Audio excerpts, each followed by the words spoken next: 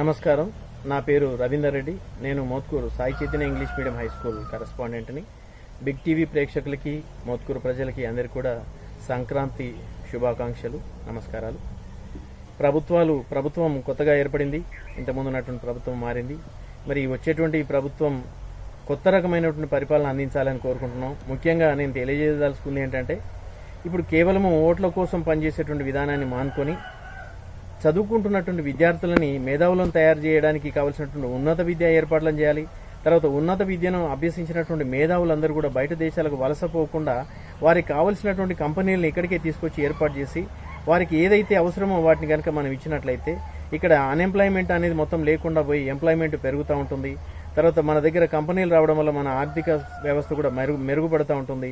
తర్వాత దేశం అప్పుల కోసం మిగతా ప్రపంచ దేశాల దగ్గర పోకుండా మనమే ఒక దేశానికి అప్పిచ్చేటువంటి స్థాయికి ఎదిగే అవకాశం ఉంటుంది. కాబట్టి మరి ఈ ప్రభుత్వం అలాంటి కోణంలోనే ఆలోచిస్తుందని, ఆ రూట్లోనే పనిచేస్తుందని చెప్పేసి నేను కోరుకుంటున్నాను. పనిచేయాలని కూడా ఆశిస్తున్నాను.